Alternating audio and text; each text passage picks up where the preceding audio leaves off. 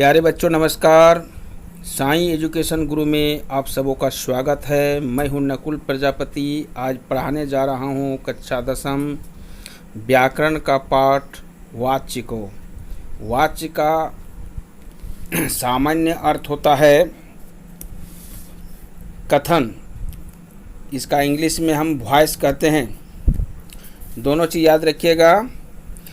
वाच्य का शाब्दिक अर्थ होता है बोलने का विषय या कथन, जिसको इंग्लिश में वॉइस कहते हैं। इसकी परिभाषा एक बार सुनना है। क्रिया के जिस रूप रूपांतरण से, यानी क्रिया के जिस रूप परिवर्तन से उसके विधान का विषय ज्ञात होता है उसे वाच्य कहते हैं। पुनः सुन लीजिएगा। क्रिया के जिस रूप परिवर्तन से उसके विधान का विषय ज्ञात होता है उसे वाच्य कहते हैं। क्रिया का लिंग या वचन कर्ता कर्म या भाव में से किसी के अनुसार है, इसका ज्ञान वाच्य में होता है। तो फिर से देखिए, वाच्य का शाब्दिक अर्थ होगा बोलने का विषय। क्रिया के जिस रूपांतरण से यह जाना जाए कि क्रिया द्वारा किया गया विधान या केंद्र बिंदु करता है, कर्म है अथवा क्रिया भाव, उसे वाच्य कहते हैं। दूसरे तरह से हम कह सकते हैं क्रिया के जिस रूपांतरण से, क्रिया के जिस रूप से वाक्य में कर्म भाव या क्रिया के जिस रूपांतरण से यह जाना जाए कि वाक्य का जो प्रधानता है कर्ता है कर्म या भाव, या से देखिएगा क्रिया के जिस रूप से वाक्य में कर्ता कर्म या भाव के प्रधानता का बोध होता है उसे वाच्य कहते हैं। जैसे देखिए इसमें लिखा हुआ है रमेश खेल रहा है, तो इसमें खेलना क्रिया कथ्य बिंदु है रमेश, अतः यहाँ कर्तृवाच है। दूसरा उदाहरण, रमेश के द्वारा फुटबॉल खेली जा रही है। इसमें खेलने का कथ्य बिंदु फुटबॉल है, कर्म अथवा ये कर्मवाच हुआ। तीसरा उदाहरण देखिए, मुझसे खेला नहीं जाता।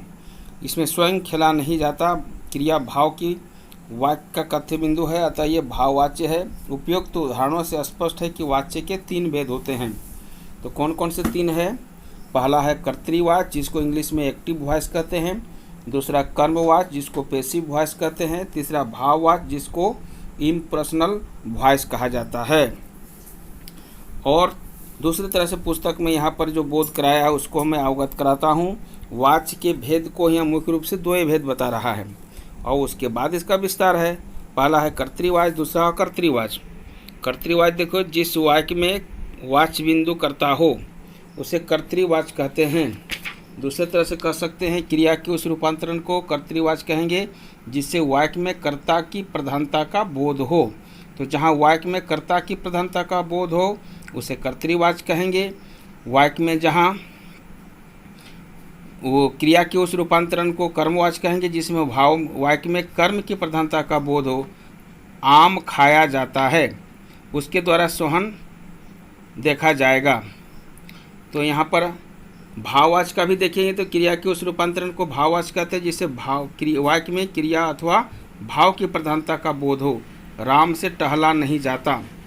इस प्रकार से देखेंगे तो कर्तृवाच का है जिस वाक्य में वाच्य बिंदु कर्ता हो उसे कर्तृवाच कहते हैं। जैसे बच्चे खेल रहे हैं, तो यहाँ पर प्रधान कौन हुआ? बच्चा।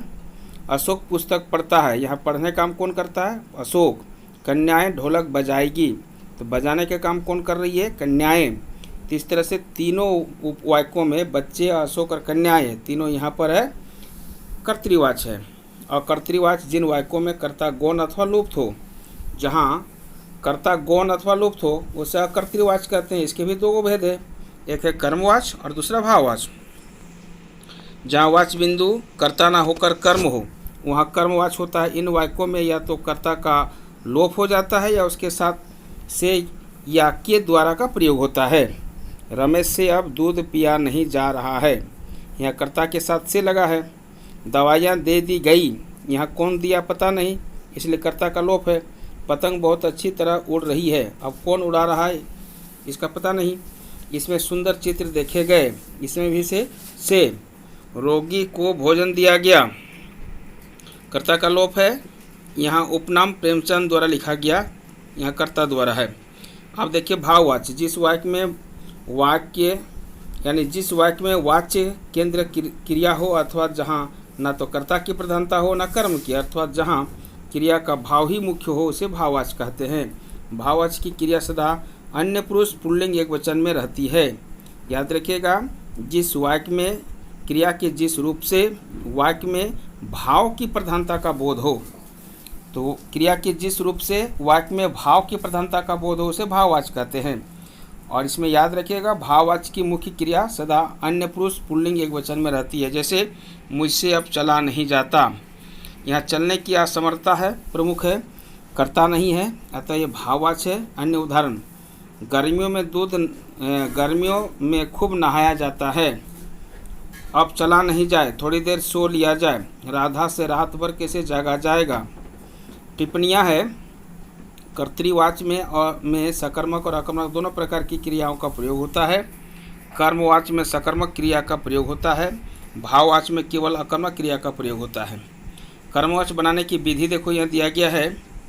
थोड़ी सी जानकारी करना, जब कर्ता का निश्चित रूप से पता ना हो या किसी कारणवश उसका उल्लेख नहीं करना चाहते हैं, जैसे डाक पेटी में चिट्ठियाँ डाल दी गई हैं, किसने डाला पता नहीं, चिट्ठी भेजी गई ये भी पता नहीं। जब कर्ता स्वतंत्र रूप से कोई व्यक्ति ना हो अथवा कोई व्यवस्था या तंत्र जो व्यक्ति के रूप में किया गया है उसे व्यक्तिगत रूप से भी नहीं किया जा सकता।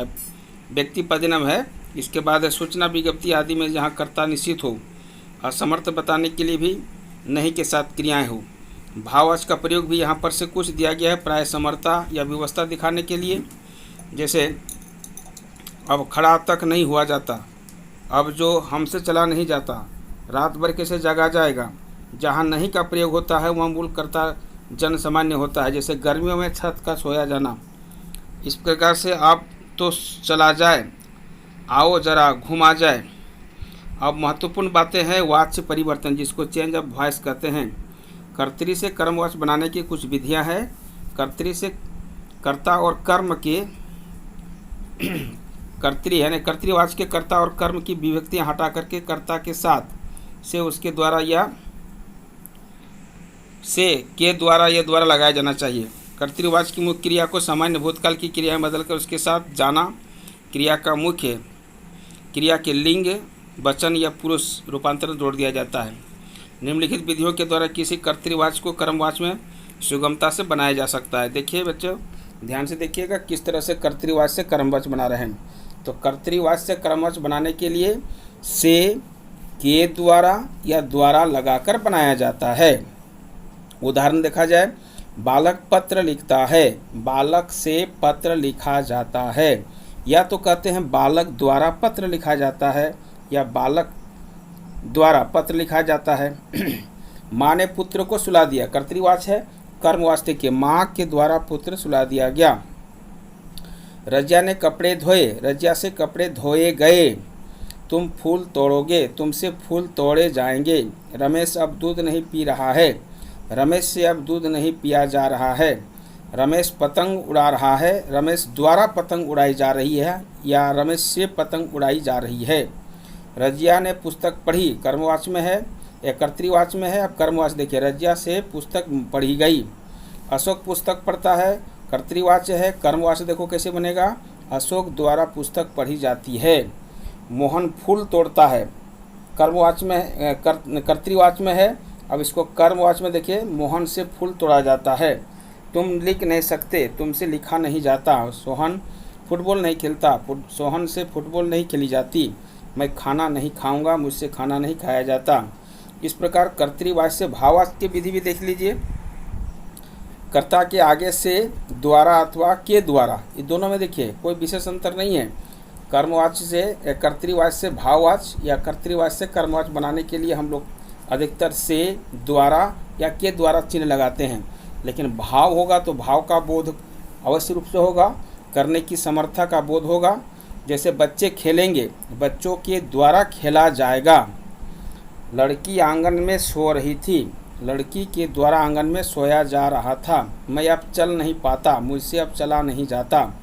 बच्चे जागेंगे, भाववाचक होगा, बच्चों द्वारा जागा जाएगा। राम नहीं सोता, राम से नहीं सोया जाता। बच्चा रोता है, बच्चे से रोया जाता। कर्तृवाचक बनाना कर्मवाचक या भाववाचक से कर्तृवाचक बनाना उपयुक्त विधि से विपरीत है। इसके कुछ उदाहरण है। अब उल्टा हो गया, बच्चों से खेला जाएगा। अब इसका क्या होगा, बच्चे खेलेंगे। राम से पढ़ा नहीं जाता, भाववाचक है। अब इसका कर्तृवाचक बनाना है। राम नहीं पढ़ता, सुरेश द्वारा कल पत्र लिखा जाएगा। अब इसको बनाना है कर्तृवाचक में, सुरेश कल पत्र लिखेगा। अमित से दौड़ा नहीं जाता, अमित दौड़ नहीं सकता। प्यारे बच्चों, हमारी इस वीडियो को यदि अगर आपको पसंद लगा हो तो ज़रूर लाइक कीजिए, सब्सक्राइब कीजिए, बेल आइकन को दबाइए और आपका प्यार थोड़ा थोड़ा मिलता रहे ताकि मेरा मनोबल बढ़ता रहे। धन्यवाद।